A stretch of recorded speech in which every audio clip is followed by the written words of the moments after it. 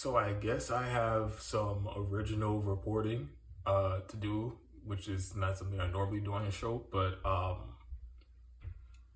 just happened to stumble into this information and nobody else was talking about it. So I made a post on Twitter that was shared a couple hundred times. But so Nina Turner has hired two DNC staffers to help run her campaign. At one is the regional organizing director, and then the other one is, I think it's her. Yes, this other person she hired, this other DNC staffer, is now her press secretary for her campaign. And this is noteworthy. This is merits discussion definitely among the left because this is just another addition in this familiar trend that we've been witnessing of these firebrand leftists running on populist rhetoric, running on policies like Medicare for all and monthly recurring checks and rent and mortgage cancellation. But they keep shifting. They keep trying to assimilate more into the Democratic Party, and the Democratic Party is fundamentally opposed to those policies. Those policies that would bail out the American people, they're opposed to it. So they become more centrist and less effective as time goes on. So this is, it's by itself, it doesn't sound like a huge deal, but it's, like I said, it's not an isolated incident. There are other concerning, other things to be concerned about, like how Nina Turner says she supports Medicare for all, but was absolutely silent during the force the vote moment. That was the best moment in my lifetime to force a floor vote on Medicare for all. So that's not up in the air for me.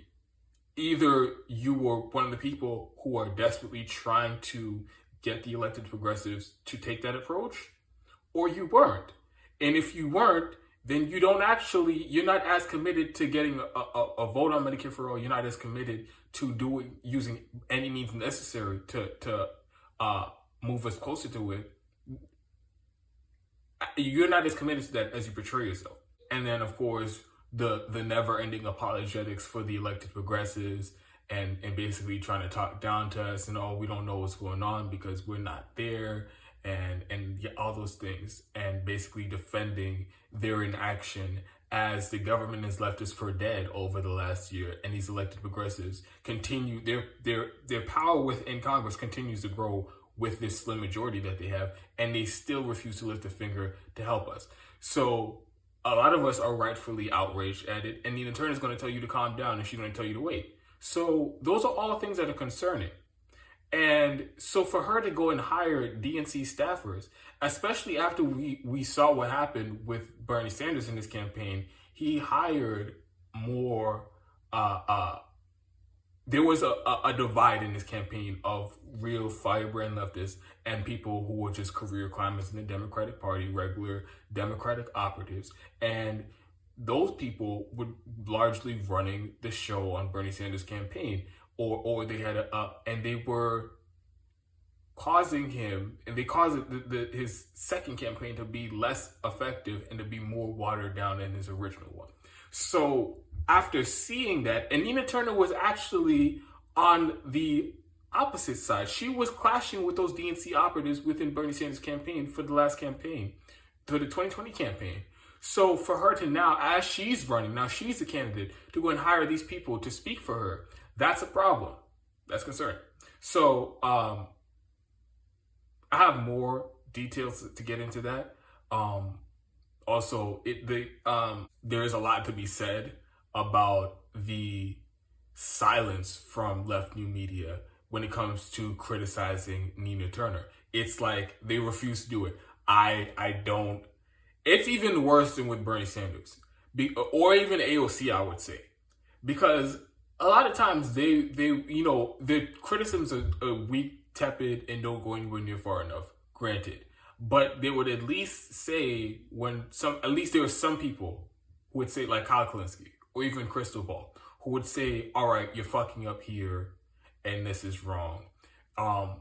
You get that here and there with AOC, with Bernie Sanders, with Ilhan Omar. But with Nina Turner, I have yet to see any one of them do a critical segment about Nina Turner. I have yet to see any one of them press her in an interview. It's nothing but softballs. It's nothing but propaganda. It's nothing about, oh, rah-rah, Team Nina. Nina Turner's going to save the day. Everybody give all your monies. All the poorest, give all your money. Volunteer your time for Nina Turner, as if that's going to save you or as if that's going to change your life in any way. So there's a lot of criticism to go around left new media for just the rank propaganda that they're doing for their dear friend Nina Turner. But I'll get into all of that a little bit later. But first, you already know the deal. If you're able to contribute to the show, I have links to Patreon in the description box. Yes, I said the description box of the video. I don't do Patreon exclusive content because I feel like everybody should have access to the content that I make, regardless if they can pay or not. So I have, it's just a way to support the show monthly without even really thinking about it. I also have links to PayPal. If you feel more comfortable doing a one-time contribution, there's a GoFundMe for new equipment so we can upgrade the quality of the show and expand and do new things with the show.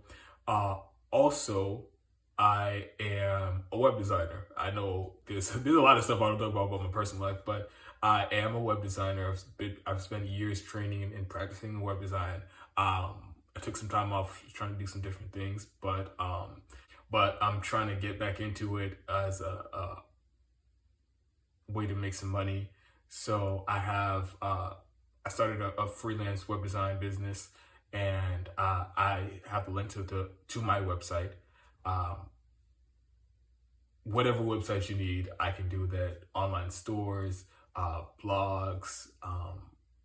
If you have a restaurant, I'll make a webpage for it. Any type of service you do, any products you're selling, I can make a website. So the links in the description box, and it's also going to be in the about page. So if you guys need if you need my services, just check out the website and contact me. So now, and also incredibly grateful for all the people who contribute in other ways, watching the videos, sharing the videos, commenting. And yes, I read all the comments. So so thank you all for the support. Now back to the story. So again, after we saw what happened with Bernie Sanders' campaign, after we see how they all folded, every single one of these elected progressives folded for the Democratic establishment, folded for the leadership over the last year, capitulating and getting absolutely no concessions. So the problem with hiring these DNC staffers is, so there's many different angles you can look at it from. For me, it was a red flag because you're not going to tell me that you're this big, bold Medicare for All activist and you need somebody running a campaign. You're arguably one of the most high profile races that is happening in the country right now. And you're a big celebrity, lived in the district your whole life, you ran our revolution, and you need a press secretary, you need a regional organizing director, key roles in your campaign. You need these people to be fighting for the left agenda, and then the people you hire are DNC operatives. I have a hard time believing that you couldn't find some fierce advocates for Medicare for All and all the other left policies in Ohio that aren't that affiliated with the Democratic Party. And then some people were saying, oh, she's not hiring them for their policy positions. It's just technical roles that she needs them to fill. She needs somebody to do press releases and things like that. So she hires somebody who's done that for a living. She's hiring people with experience. That was a lot of the defense that I was getting. But like I said, it's not just like, oh, she's going to hire them for technical things and then that's the end of the story. It's going to be moments where and then another thing is, So I've checked their Twitter. I didn't go all through their tweets and things like that, but I did like a rough search of their Twitter. No mention of Medicare for all.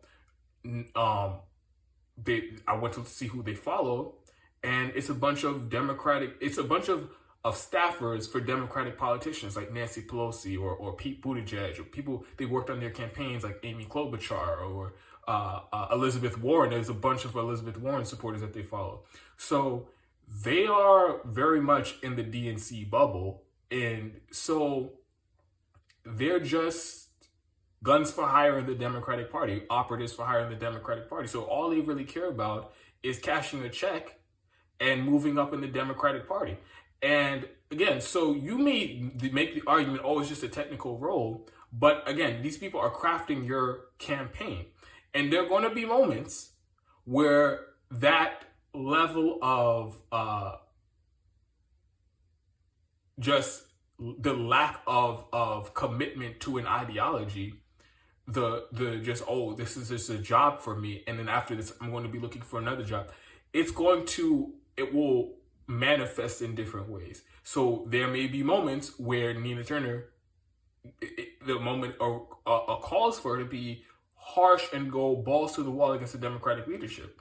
But if you have people running your campaign who are eventually going to be looking for jobs with maybe even some of those very same politicians, they will tell you to dial it back a little bit, to ease up on the criticism. So it's institutional creep, and just having those people in your orbit is not going. It's going to steer you in the direction of being more compliant with the Democratic leadership, and that is the exact opposite of what this moment calls for. And then also, people talk about, oh, we need to the people who are still hell-bent on trying to take over the Democratic Party, they talk about, oh, we need to, we can't be fighting, the left can't be fighting with each other, we have to be working together. Yeah, we're trying to take over the Democratic Party, but we have to support independents, we have to support third parties and people affiliated with them, we have to support activists in the street, we have to all work together regardless if we're still trying to take over the Democratic Party. They keep saying that shit. So, okay, if Nina Turner needs a press secretary, why didn't she just reach out to the local Green Party? Why didn't she reach out to some people who've ran independent campaigns and get some of those campaign staffers? But you see, they don't really mean that shit.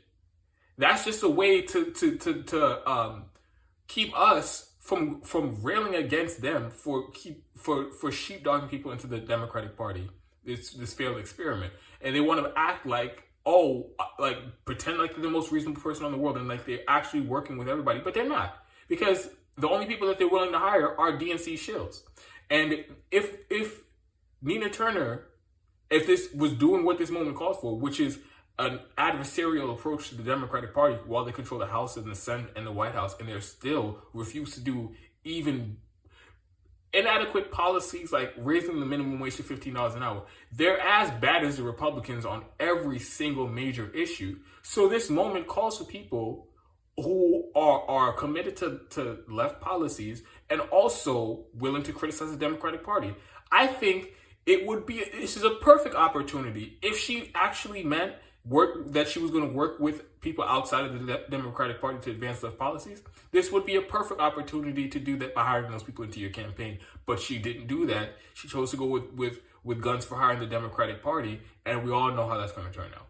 On to the criticisms of left new media, because now they are just complicit. Now they're actively aiding and abetting in the grift, in the deception of the left base, and they're actively sheep herding people into this Democratic Party, even though it will yield no results. And there's some scrutiny to be had about their role in trying to cover for these progressives, specifically Nina Turner, because she raised so far in her race, since she's officially launched her campaign in December, she's raised $2.2 million. That is all coming from grassroots, small dollar donors, regular working class people, middle class people, poor people who are donating to them because they think that this is the best strategy the best way, the best approach to get left policies. Let's get somebody like Nina Turner elected, and then something with Medicare for all appears from the ether. So there's this mythology that's built around these Nina Turner and all these elected progressives that it's having people expend all of our resources, the resources of the movement, into this dead end. And that's seriously a problem, and that's something that should be explored. But new media, they aren't asking these questions. They aren't saying, whoa, and these are very basic, obvious questions. They aren't saying, hey, whoa, let's get to the bottom of what really happened over the last year, because all these elected progressives use whatever adjectives you want. They all sold out, and they all abandoned their principles, and they all abandoned the movement that got them elected and put them in positions of prominence. And they rolled over for the Democratic Party. They folded on every single major moment when they were supposed to fight, force a vote, the CARES Act, the most recent stimulus bill. They refuse to fight at all. So they've just become part of the Democratic establishment. While they're serving the establishment, they're still getting all the perks as if they're like actually leading the movement. So this would call for, if a left new media apparatus was operating the way it's supposed to, all of the new media hosts would be grilling these progressives and people who are running for office to join the Justice Democrats in Congress. They should be grilling them to get to the bottom of why it is they did nothing over the last year, and in the cases of people like Nina Turner who are running to get elected and looking for the support from the left. The question needs to be asked, why is it? What is in it for us to be donating $2.2 million? And by the way, her election isn't even until like next year. So it's going to be a whole year of fundraising for Nina Turner, millions and millions of dollars. So the question needs to be asked, why is this the best use of the resources of the left? Instead of funding strike funds, instead of funding mutual aid to keep people in their homes, to keep the lights on, and for people who desperately need it in communities, we're funneling money into these do-nothing politicians so they can take your money, run off, go to Congress, and tweet about how great Medicare for all would be, and never lift a finger to do anything for you. So we need to be asking, why is it people should be supporting them? They won't do it. It's just rank propaganda. Like I said, I've never seen them do a critical segment about Nina Turner. And there are many things to be critical of. Like I mentioned, quiet on force to vote, defending the inaction from these elected progressives, and talking down to the movement, telling us we just don't get it, and we're being petulant, we're just being children, and we're not thinking straight.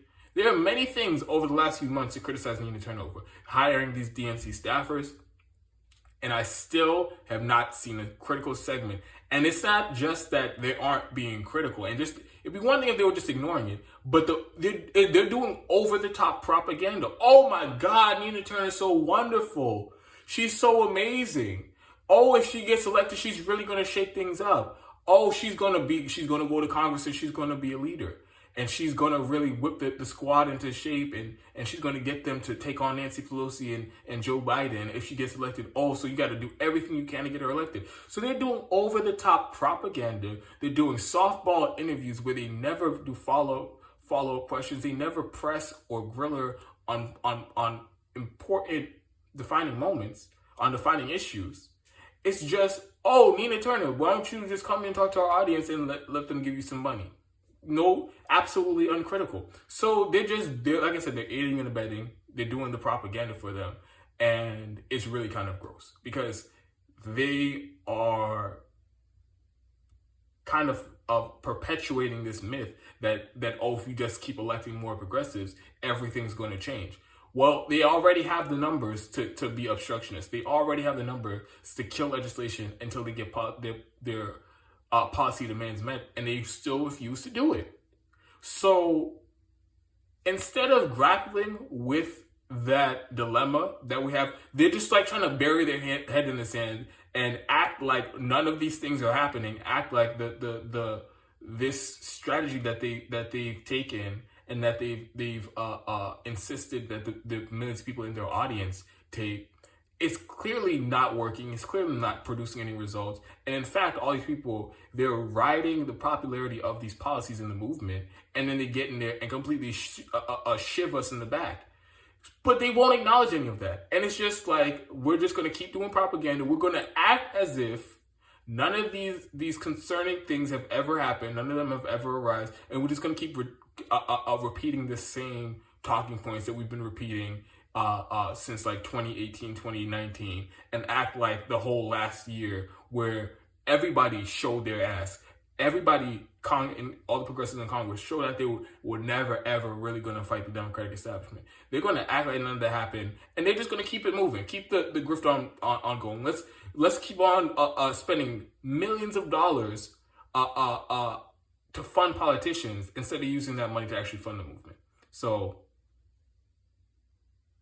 there you have it. Nina Turner already hiring people from the DNC, and let's see how what direction her campaign goes in from here.